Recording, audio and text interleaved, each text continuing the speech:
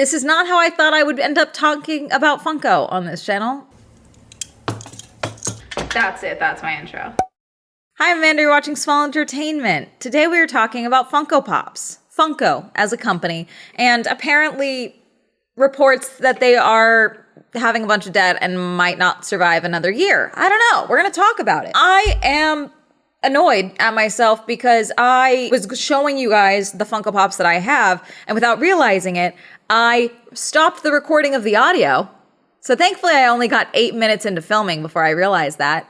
But now we have to start over. What I was showing y'all was that I do in fact have Funko Pops. I have 5 Funko Pops, most of which were gifts or handovers from other creators that didn't want them from pop-ups. I have 2 Spider-Man, a Iron Man, a Donatello, and a Cthulhu. Cthulhu is the only one that I bought myself because when on 2019, I was at Monsterpalooza and the guy that was selling these, the Cthulhu box is damaged. It was damaged in transit. So he was selling these for $5. A deal. So I got it. These are Funko Pops. These are what they are.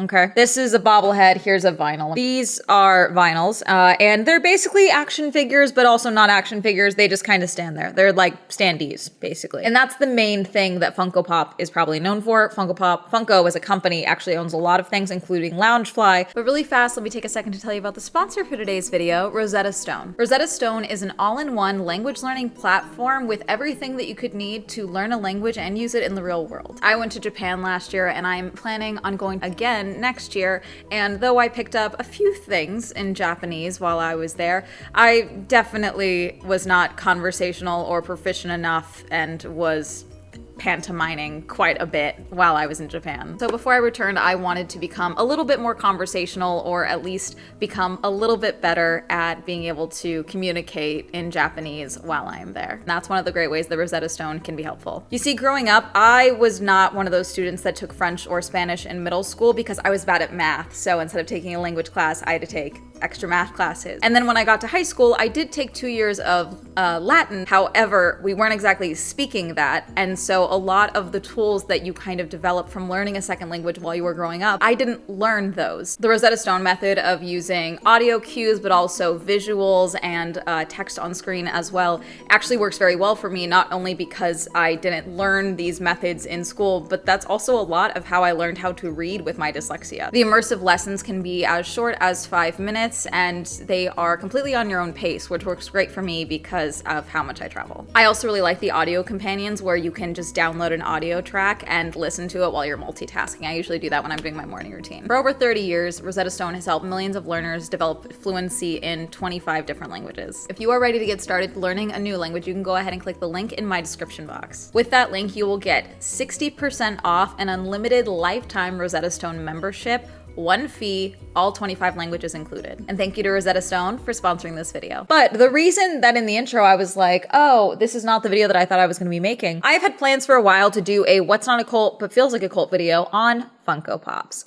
I haven't because I always wanted to interview people that were like really obsessed with Funko Pops and had a ton of them, and then people that were buying them purely because they thought there was a secondary market that they wanted to benefit from and things like that. And then I never found anyone that would like, they just never worked out, basically, the interview. So that like concept was shelved, but I always figured I would eventually make that video once I found the people that I wanted to interview. As someone that's a lifelong fangirl, there was a time in my life where I fully thought that once I grew up and got adult money, I would have walls of these things.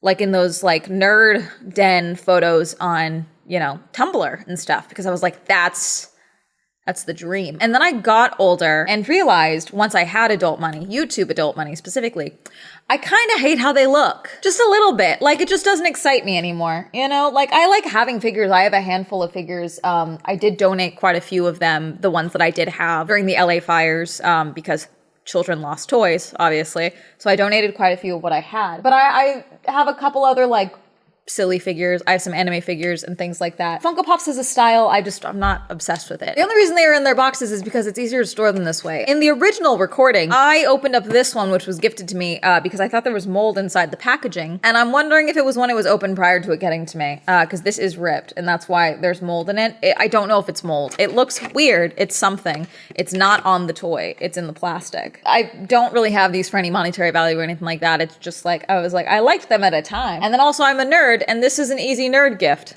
for a lot of people, which is why I have multiple Spider-Men and a Donatello. Like, it's an easy gift for, like, the nerds in your life and things like that, in my opinion. And then there are people that, like, really hardcore love these things and buy a bunch of them. They do a ton of drops all the time. There's been multiple instances of Funko actually ruining reveals of various shows because they drop the Funko Pop line too early. Everyone already knew what was coming with Agatha all along, obviously, but they dropped the Wiccan design because they dropped the Funkos a little early. Like, there's been instances like that for, like, the last decade, maybe. It's one of those things where it's like, everyone kind of knows a Funko Pop person, I would say, you know, to some capacity.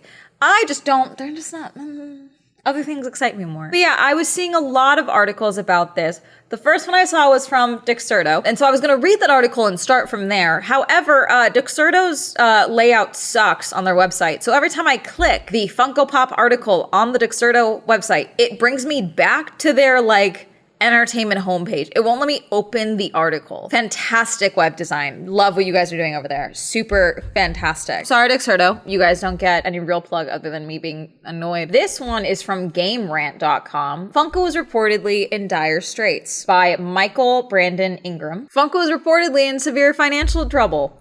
A new report filed with the SEC by Funko shows that the company is experiencing significant financial struggles to the point where its future is in question. The report shows that Funko sales have tanked by 20% year over year, recording a loss of $1 million USD in the third quarter of 2025. Funko acknowledges the company's prevalent financial issues within the report, suggesting that it has substantial doubt about its ability to continue as a company throughout the next year. Funko's financial struggles have reportedly seen the company rack up nearly $250 million in debt.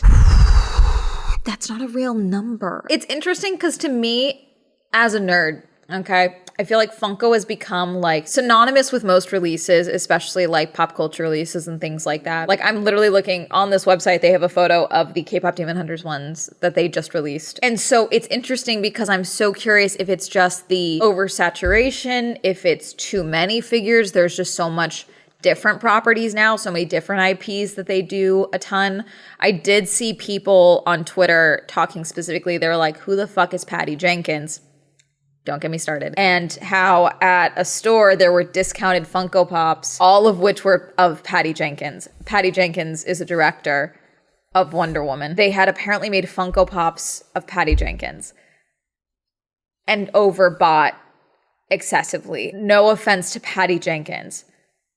I really don't want Funko Pops of real people. You know, like, I really don't. Fictional characters, sure. Real people, no. And I get, like, WWE. I get wrestlers and things like that. Like, but those are also, like, in a sense, characters, athletes, things like that. Someone asking, is investing in Funko Pops worth it? Everyone's looking for the next Pokemon cards, truly. Everyone's looking for the next NFTs. Everyone wants the next I want all this money type of thing. I found this Vox article from 2019, how aggressively cute toys for adults became a $686 million business. 8,000 plus characters, 29 Conan O'Brien dolls alone inside the Funko Pop vinyl phenomenon from Amelia Tate from 2019. When 37-year-old Jack recently brought a woman back to his house after a date, she was taken aback by his spare room. Stacked in neat boxes from the floor to the ceiling, exactly 1,080 plastic figures fill the rec room in Jack's California home.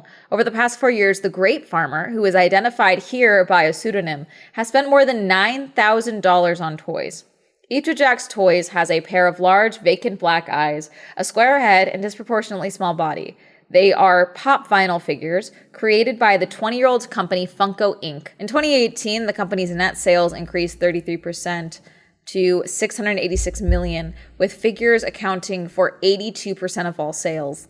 After the company released its Q2 earnings report in early August, declaring that sales are up 38% compared to this time last year, CEO Brian Mariotti called his company recession-proof.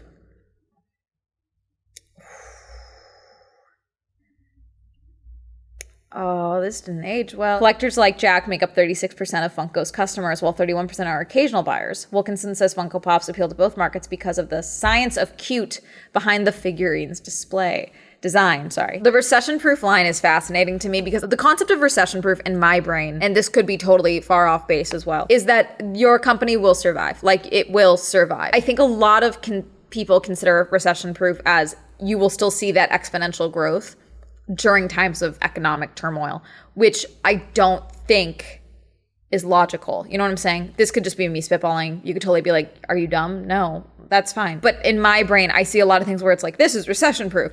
Huh. And I'm like, okay, money's going to go down though. Like, people just start spending money. I don't think a toy company even is at all classified as recession proof. And I'm sure at the time, like 2019, obviously, we know what happened in 2020. We saw a lot of companies that did not survive lockdown, obviously. But a lot of industries saw an odd boom because people were seeking joy at all. We saw this with a lot of book companies and bookstores and things like that. A lot of authors saw crazy booms because people were like, okay, I need some form of joy. Let me try reading again, you know? And people became voracious readers and changed a lot of people's lives, a lot of authors, a lot of bookstores.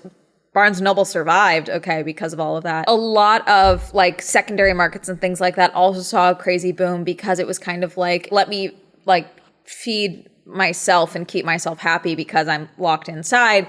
Let me have all my trinkets with me, you know, like little treat culture and things like that. I don't know how much Funko Pops really fell into that just because I don't remember seeing much of it, at least being online. But again, I only see what the algorithms show me. So to say that I've placed the Funko Pop brick, I really haven't, you know, but I've talked about Squishmallows, I've talked about Sunny Angels, we're seeing this little Labubu's now and things like that. The concept of like people wanting things that fill them with joy. And I will say that Funko Pops as a figure company has survived very long considering the current trend cycle that we are seeing and the speed running of like, I don't want to play with you anymore, of like the trendy trinket culture and things like that, figures as well.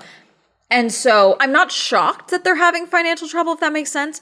I'm almost shocked it took this long. Y'all should be proud of yourselves. You know what I'm saying? $250 million in debt, though, is an insane number, actually. Sorry. The potential downfall of Funko comes as the company has continued to push new product lines in an attempt to stay afloat. Funko introduced its Bitty Pop line in early 2023, featuring miniature versions of its pop culture-focused figures sold at a lower price point to customers. Funko has also continued to capitalize on new release from major franchises, like its new line of Superman figures as a tie-in with James Gunn's Superman movie during the summer. The uncertainty of Funko's future would likely leave a massive void in the collectible space that the company has filled with its pop culture figures. The previously mentioned Funko Fusion's lackluster reception following its release led to a wave of layoffs at developer 1010 Games, with nearly 20 employees affected.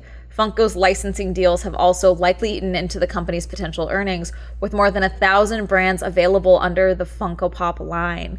The next 12 months look to be pivotal time for Funko brand and its ability to withstand its financial struggles. So Funko Fusion is apparently a game that they did. They did a monster game? That's kind of cool. It's kind of fun. I mean, I see Bride of Frankenstein. That's really fun. So Gizmodo, written by Justin Carter, toy company Funko has going concerns about its future. Why does it say going? Things have been going well for Funko financially, and it's now looking at different ways to keep itself around. The filing arrived alongside its financial report covering the third quarter of 2025 and 2026 fiscal year, which ended September 30th, 2025.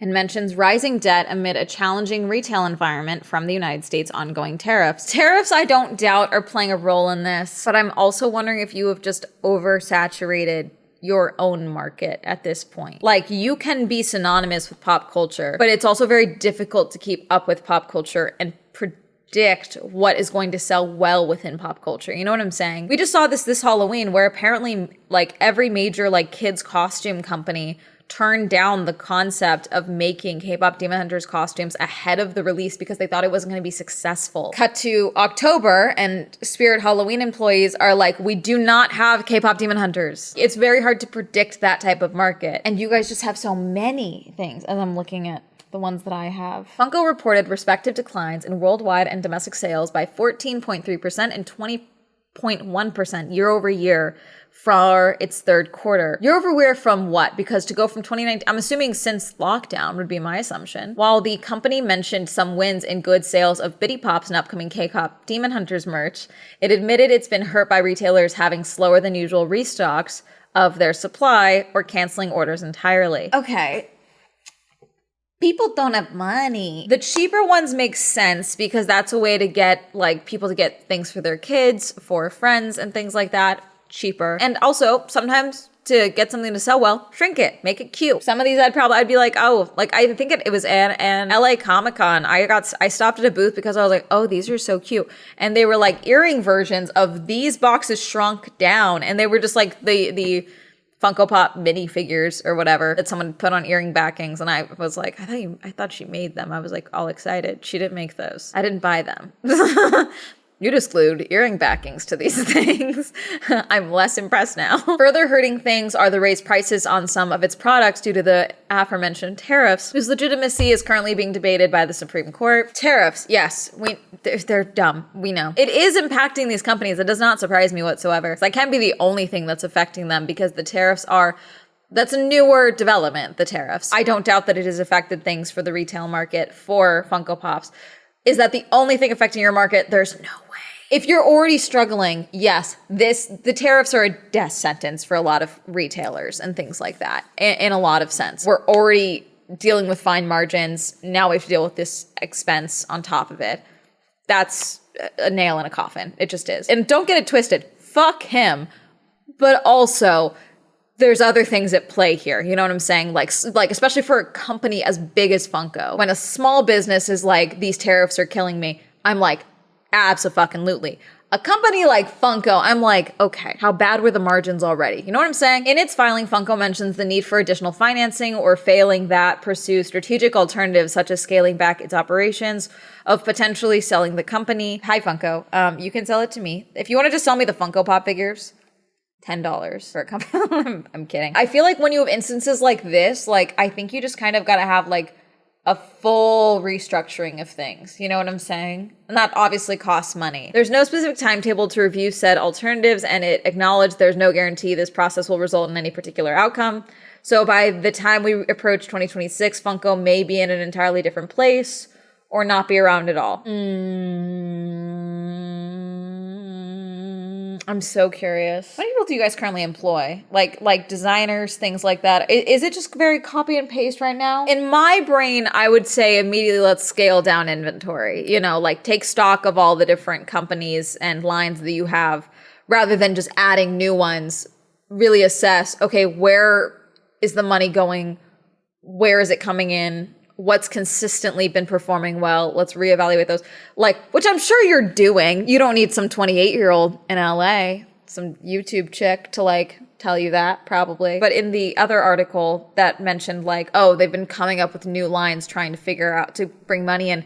That doesn't seem like an answer to me. You know, like it just doesn't. Like the answer is not always, let's keep trying to see what's going to work. Even if one of them did work, which is the minifigures, you know, like you got to assess where the money is currently not working. In theory, this should be like a self, you know, filling customer market in a sense. There's always going to be new fans. There's always going to be nerds. There's going to be kids that want these. There's going to be kids that grow up to be teenagers and college kids that want to deck out their, you know, college dorm or their bedroom or their new home with it. Like those types of people are always going to exist.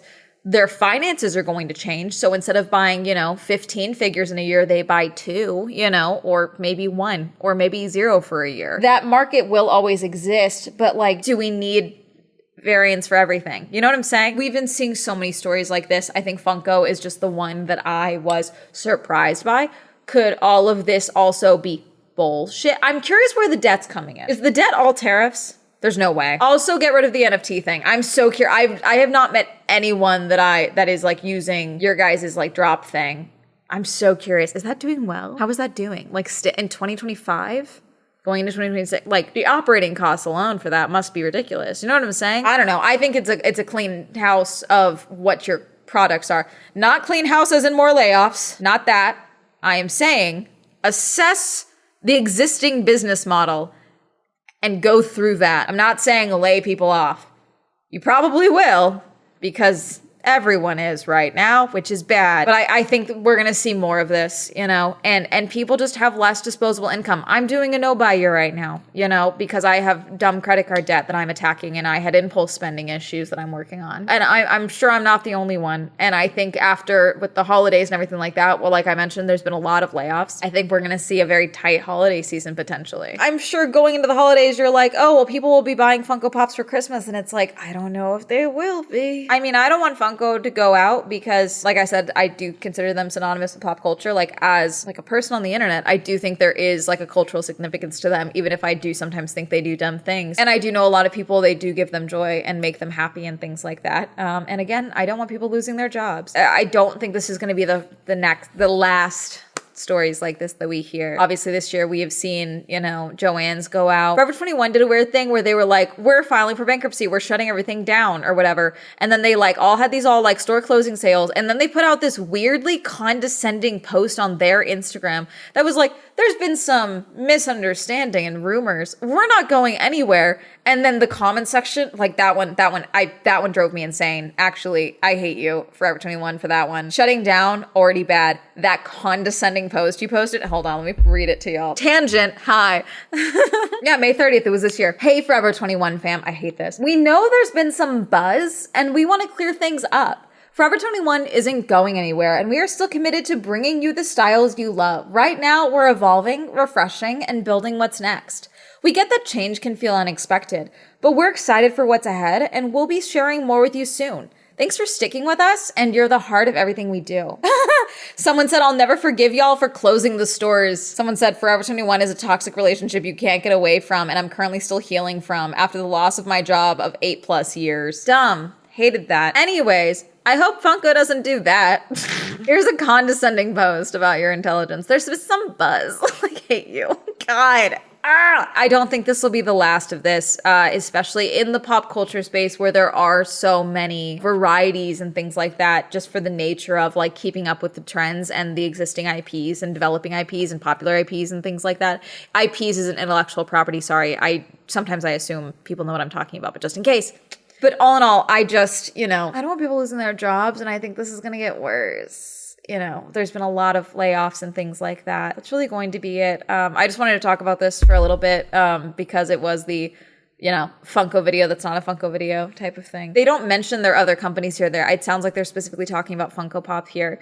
Loungefly, my assumption would be it's successful. I know there's a lot of variants as well, but like most popular variants sell out very quickly from what I've seen for Loungeflies and things like that. I personally don't own any. I know quite a few people that own a lot of Loungeflies. So I am curious if their other companies are, how that's feeding into this, or if it's specifically talking about Funko Pops here. I don't know. Or Loungefly is also hemorrhaging money. Who knows? Let me know. Are you a Funko Pop person? Have you been collecting Funko Pops? How do you take this news? Are you worried about any form of restructuring, them changing what they do? Are you one of the people using the drop site for NFTs? What are your thoughts on all this? How would you fix Funko? Let me know. Comment down below. Reminder, I stream on Twitch. My most fun payment is available on Spotify. Reminder, check out Girly Pop Go if you'd like to see more car and motorsport content. Shout out to my channel members. If you also join channel members, you can go and join down below. If you'd like to follow me on all social media, that'll be all up here. And that's going to be a hell of a day. Goodbye.